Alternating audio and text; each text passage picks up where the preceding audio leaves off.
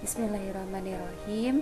Assalamualaikum warahmatullahi wabarakatuh. Perkenalkan, nama saya Ati Winarti dengan NIM 200701111, kelas B1 2020 PG PAUD non-reguler.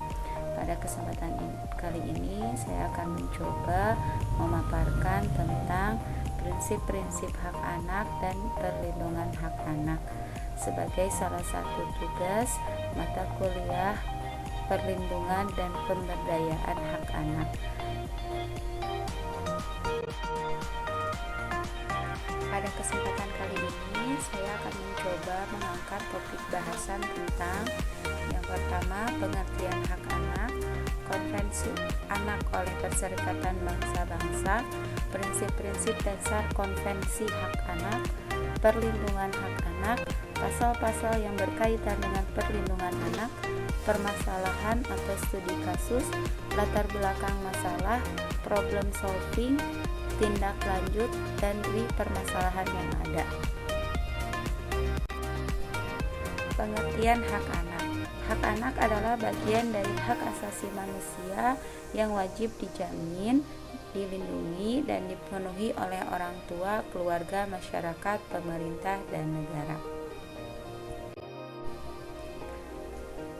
Konvensi Hak Anak atau disingkat dengan KHA oleh Perserikatan Bangsa-Bangsa yang pertama yaitu hak untuk bermain, hak untuk mendapatkan pendidikan, hak untuk mendapatkan perlindungan, hak untuk mendapatkan nama identitas, hak untuk mendapatkan status kebangsaan dan kewarganegaraan, hak untuk mendapatkan makanan, hak untuk mendapatkan akses kesehatan, hak untuk mendapatkan rekreasi, hak untuk mendapatkan persamaan, dan yang terakhir yaitu hak untuk memiliki peran dalam pembangunan.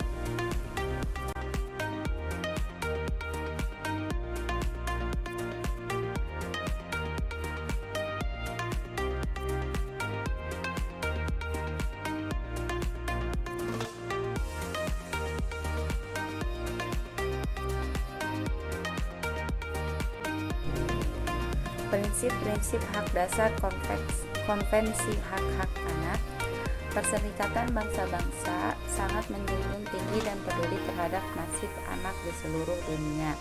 Konvensi Hak-Hak Anak atau disingkat dengan KHA disahkan sebagai salah satu instrumen internasional di bidang hak asasi manusia. KHA memuat ketentuan dan keterkaitan tentang persoalan anak, termasuk di dalamnya memuat prinsip-prinsip dasar hak anak itu sendiri. Harapannya tentunya anak-anak akan tumbuh kembang dengan baik secara fisik dan mentalnya. Rumusan prinsip dasar hak anak yang pertama yaitu non-diskriminasi atau adanya persamaan hak. Yang kedua, kebutuhan yang paling layak. Yang ketiga, hak hidup, kelangsungan hidup dan perkembangan, dan yang keempat yaitu penghargaan pada pernyataan anak. Non-diskriminasi atau adanya persamaan hak. Persamaan hak merupakan prinsip universalitas dalam hak asasi manusia. Pasal 2 KHA membuat kewajiban mendasar bagi negara-negara peserta yang mengikat diri atau meratifikasi dengan Konvensi Hak Anak. Tujuannya adalah untuk menghormati dan menjamin semua hak anak dalam seluruh yurisdiksi nasional dan tidak ada diskriminasi dalam wujud apapun. Yang kedua yaitu kebutuhan yang paling baik bagi anak. Prinsip kepentingan terbaik bagi anak adalah seluruh kegiatan yang berkenaan dengan seorang anak, baik yang dilakukan oleh pemerintah, warga, badan legislatif maupun badan yudikatif, maka kepentingan terbaik bagi anak menjadi pertimbangan yang utama. Semua diupayakan untuk kelangsungan hidup anak yang lebih baik. Prinsip kepentingan terbaik bagi anak atau the best interest of the child berisi semua tindakan yang menyangkut anak, maka apa yang terbaik bagi anak haruslah menjadi pertimbangan yang utama, dan ini ada di dalam pasal 3 ayat 1 KHA. Yang ketiga yaitu hak untuk hidup, kelangsungan hidup, dan perkembangan. Hak yang berkaitan dengan hidup dan perkembangan merupakan prinsip indivisibilitas hak asasi manusia. Artinya, hak tersebut merupakan hak yang tidak dapat dibagi dan harus utuh sebagai hak asasi manusia. Prinsip hak hidup artinya adanya pengakuan bahwa hak hidup adalah hak anak atas kesinambungan hidup yang melekat kepada dirinya. Hak kelangsungan hidup dan berkembang seorang anak harus memperoleh perawatan yang optimal. Prinsip kelangsungan hidup dan berkembang anak merupakan hak asasi paling mendasar untuk anak. Semua hak itu dilindungi oleh pemerintah. Prinsip ini berdasarkan pasal 6 KHA dan diatur juga di dalam Undang-Undang Nomor 23 Tahun 2022. Keempat yaitu penghargaan pada pernyataan anak. Setiap anak berhak untuk menyampaikan pendapatnya. Prinsip penghargaan terhadap pendapat anak artinya menghargai pendapat anak, terutama menyangkut hal-hal yang mempengaruhi kehidupannya. Pendapat yang disampaikan anak perlu diperhatikan dalam setiap pengambilan keputusan, dan ini tercantum pada pasal 12 ayat 1 KHA. Perlindungan hak anak. Perlindungan diartikan sebagai usaha-usaha mempertahankan, menjamin, atau menjaga kemungkinan-kemungkinan yang dapat membawa kerugian terhadap sesuatu. Adapun tujuan perlindungan anak yaitu menjamin sepenuhnya hak-hak anak agar dapat hidup, tumbuh, berkembang, dan berpartisipasi secara optimal sesuai dengan harkat dan martabat kemanusiaan serta mendapatkan perlindungan dari kekerasan dan diskriminasi demi mewujudkan anak Indonesia yang berkualitas, berakhlak mulia, dan sejahtera. Perlindungan hak anak. Yang pertama yaitu perlindungan fisik, di mana perlindungan fisik ini berkaitan dengan raga dari seorang anak. Yang kedua yaitu perlindungan emosional, berkaitan dengan jiwa seorang anak. Dan yang ketiga yaitu perlindungan seksual, dan yang keempat yaitu perlindungan dan penelantaran. Pasal-pasal yang berkaitan dengan perlindungan anak dalam Undang-Undang Nomor 23 Tahun 2002. Yang pertama yaitu pasal 4. Setiap anak berhak untuk dapat hidup, tumbuh, berkembang, dan berpartisipasi secara wajar sesuai dengan harkat dan martabat kemanusiaan, serta mendapatkan perlindungan dari kekerasan dan diskriminasi. Yang kedua yaitu pasal 13 ayat 1. Setiap anak tatkala dalam pengasuhan orang tua, wali, atau pihak lain mana yang juga bertanggung jawab atas pengasuhan mempunyai wewenang mendapat perlindungan dari perlakuan diskriminasi, eksploitasi, penelantaran, kekejaman, kekerasan, penganiayaan, ketidakadilan, dan perlakuan salah dari yang lain. Yang kedua yaitu dalam faktor orang tua wali atau pengasuhan anak, jalankan secara wujud perlakuan sama seperti dimaksud kepada ayat 1 sehingga tersangka dikenakan pemberatan hukuman. Pasal 15. Setiap anak berhak untuk memperoleh perlindungan dan penyalahgunaan dalam gerakan politik, pelibatan dalam sengketa bersenjata, pelibatan dalam kerusuhan sosial, pelibatan dalam histori yang mengandung unsur kekerasan, dan pelibatan dalam peperangan. Pasal-pasal yang berkaitan dengan perlindungan anak dalam Undang-Undang Nomor 23 Tahun 2002. Pasal 16. Setiap anak berhak mendapatkan perlindungan dari sasaran penganiayaan, penyiksaan, atau penjatuhan hukuman yang tak manusiawi. Setiap anak berhak untuk mendapatkan kebebasan sesuai dengan hukum. Pengangkatan, penangkapan, penahanan, atau tindak pidana penjara anak hanya dilakukan apabila sesuai dengan hukum yang berlaku dan hanya dapat dilakukan dengan upaya terakhir. Pasal 43, negara, pemerintah, masyarakat, keluarga, orang tua, wali, dan lembaga sosial menjamin perlindungan anak dalam memeluk agamanya.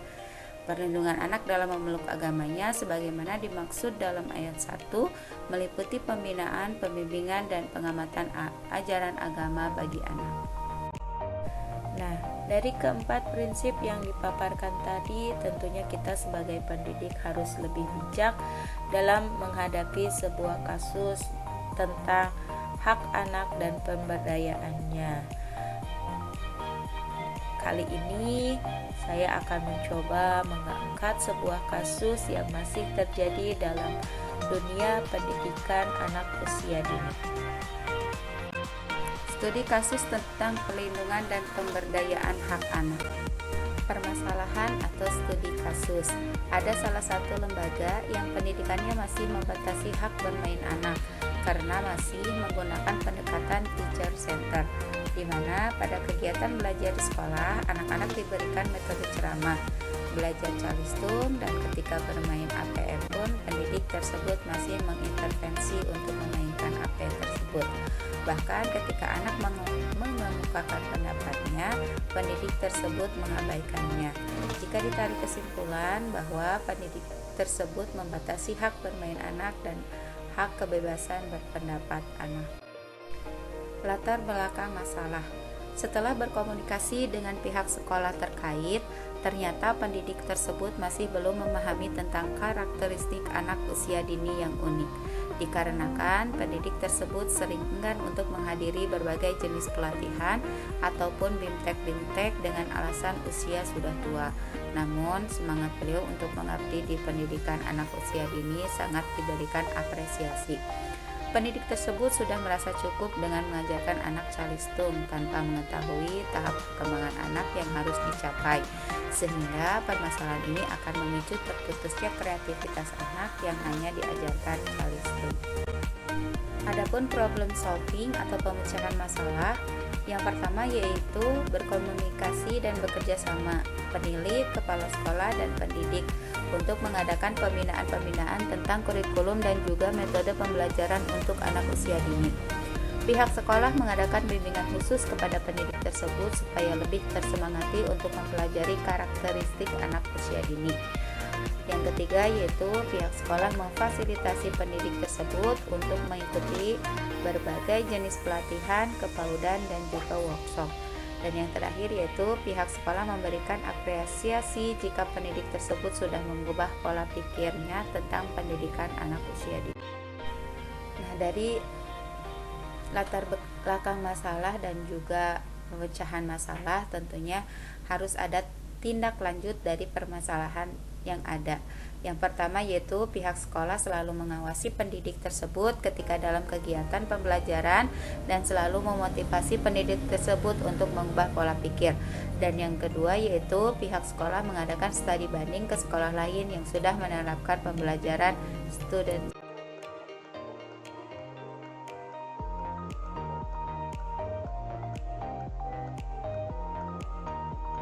Suatu hari, terdapat suatu rumah yang ditinggali oleh seorang keluarga. Keluarga tersebut memiliki anak yang bernama Alika. Saat itu, Alika akan meminta izin kepada ibunya untuk pergi bermain.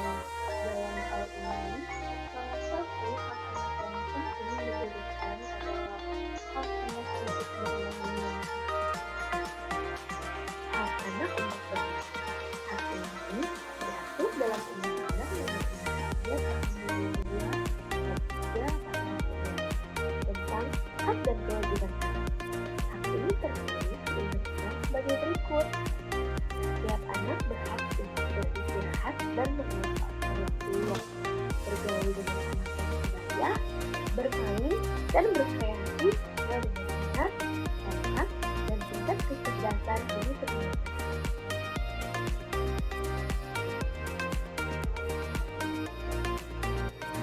Di Indonesia sendiri, hak anak memiliki aturannya sendiri yang diatur di dalam Undang-Undang Nomor 23 Tahun 2003.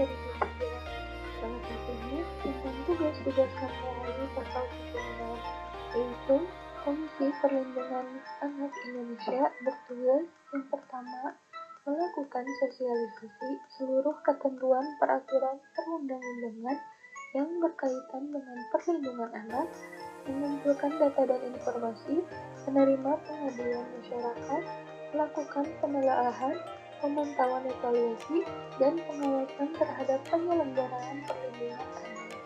Yang kedua, memberikan laporan, saran, masukan, dan pertimbangan kepada Presiden dalam rangka perlindungan anak.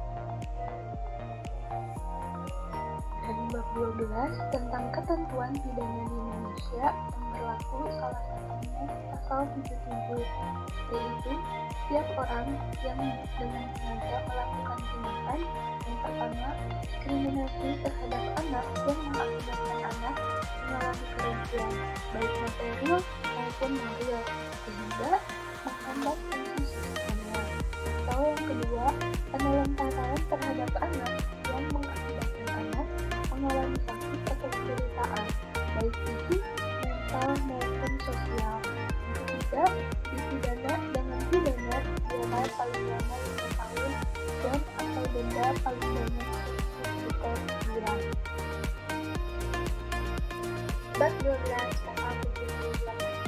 Setiap orang yang mengatakan bersembunyi membiarkan anak dan sikap pikiran sebagaimana yang dimaksudkan dalam pasal 60 seperti anak yang berhadapan dengan hukum, anak dari kelompok minoritas dan terisolasi, anak yang bereksploitasi secara ekonomi atau seksual, anak yang menjadi korban penyalahgunaan narkotika, alkohol, psikotropika, sehingga paling lainnya, anak korban penculikan, anak korban perdagangan, atau anak korban kekerasan sebagaimana dimaksud dalam pasal 59. Padahal, anak tersebut memerlukan pertolongan dan harus dibantu, akan dipidana dengan pidana penjara 5 tahun atau denda paling banyak 100 juta rupiah.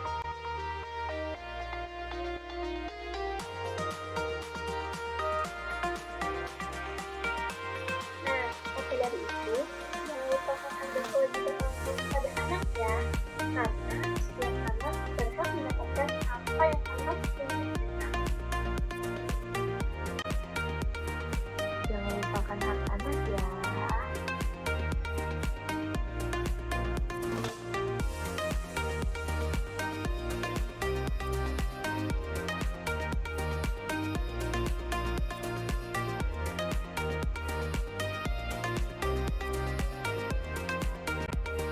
Mungkin sampai di sini pemaparan tentang prinsip-prinsip hak anak dan perlindungan hak anak, dan juga dikaitkan dengan salah satu kasus, yaitu kasus perlindungan tentang hak bermain anak di sekolah. Adapun referensi materi didapat dari buku Perlindungan dan Pemberdayaan Hak Anak karya Ibu Chandra Windarsih. Adapun jurnal pendukung yang untuk memecahkan masalah dan juga untuk menindaklanjuti dari permasalahan tersebut ada di beberapa link jurnal dan juga ada di link YouTube yang sudah disediakan. Terima kasih. Mungkin itu pemaparan dari saya. Mohon maaf apabila masih banyak kekurangan dan juga kesalahan. Wassalamualaikum warahmatullahi wabarakatuh.